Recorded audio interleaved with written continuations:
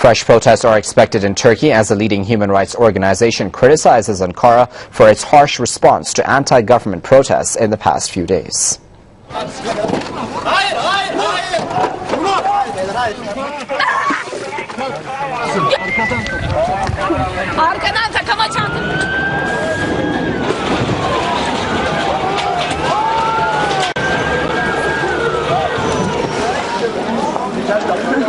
Non-lethal technology.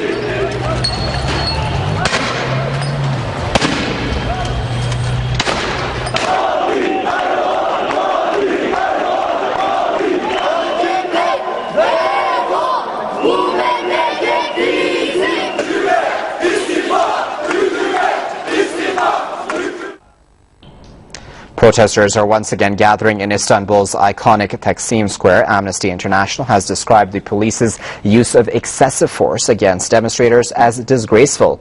The group says at least 2 people have been killed and more than 1,000 others injured in Istanbul alone. According to Amnesty, some protesters have been left blinded by the massive quantities of tear gas used by police.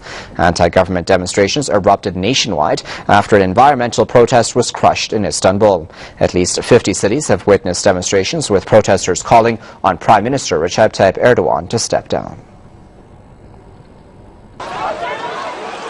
Hundreds of thousands of protesters gathered in Turkey's famous Taksim Square, angry with the government's plan to tear down one of the last remaining parks near the square in order to put up a shopping mall. Police attacked peaceful protesters using water cannons and tear gas. This is not political. They cannot oppress women and children and the elderly with tear gas. We have done nothing wrong. The heavy-handed crackdown has resulted in protesters calling for the resignation of the ruling AK Party, led by Turkish Prime Minister Recep Tayyip Erdogan. Protesters in Istanbul chanted slogans against the government, calling Erdogan a dictator and demanding an end to what they call his authoritarian rule. We will continue protesting. They're trying to bully us. We will not back down. This will only encourage us to stay here longer. The protests, which started on Tuesday by demonstrators occupying the park, have gained momentum and have brought people from all walks of life together in a movement against the government. Thousands of people rallied in the capital, Ankara, in solidarity with the Istanbul protests. I'm a businessman. I have a company with 400 workers. I shut it down so all of my employees could be here in protest at the Turkish government's brutal crackdown. The Turkish government's harsh response to the protests have sparked wide condemnation, even from some of its closest allies.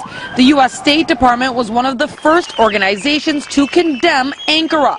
The Syrian Information Minister, Amran Zubi, also says if Turkish Prime Minister Recep Tayyip Erdogan is not able to deal with the protesters peacefully, he should resign.